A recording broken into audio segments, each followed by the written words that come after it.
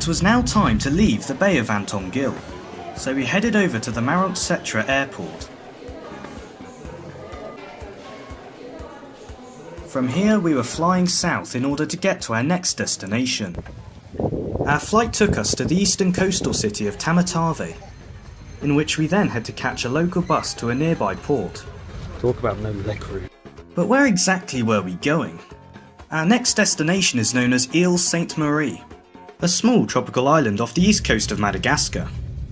This involved a 3-hour-long ferry ride. This was where I got my first taste of how horrible seasickness really was, and to my relief we eventually made it to the island.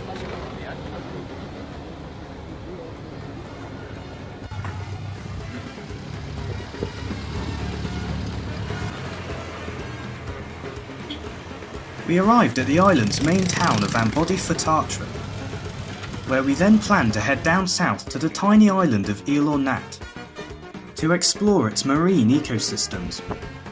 But it involved various means of transport in order to get there. It started off with a bumpy ride in a tuk-tuk and a trusty boat to get us across the narrow channel. The weather here was incredibly unpredictable, and every hour brought different weather.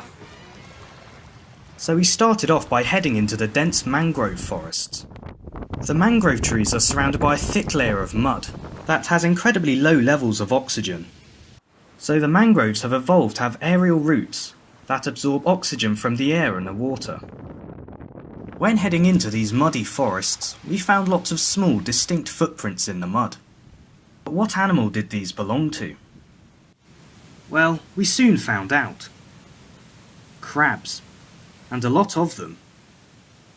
With the mangrove swamps being constantly damp and close to water, it allows for the crabs to venture onto land, where they can feed on such things as nuts and plant matter.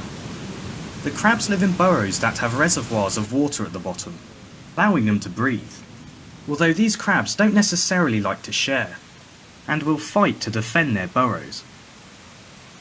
For a crab, having nowhere to hide is almost a death sentence, as these shores are full of predators, with their main one being wading birds. So perhaps it's best never to wade too far away from your burrow. The crabs weren't the only animals that lived in burrows amongst the mangroves.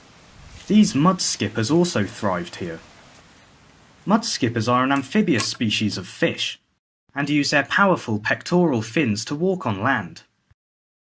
Mud skippers come onto land in order to hunt for small insects, and they are capable of breathing through their skin, but only when they are wet.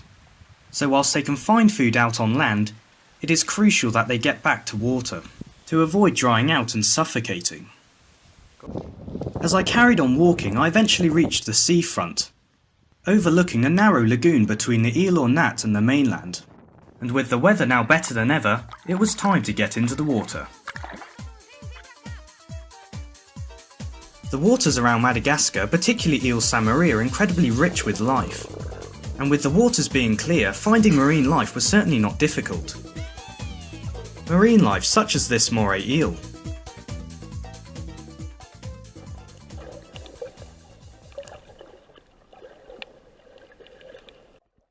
And this banded shrimp, an animal responsible for cleaning the waste out of these ecosystems. There was also a diverse array of fish, coming in many different shapes, sizes and colours. But typically my underwater camera ran out of battery. It was now beginning to head into the evening, so I decided to head back to my accommodation. But today certainly made me excited to see what else Ile Sainte Marie has to offer. As alongside its wildlife, Sainte Marie also has a unique history, so stay tuned for more.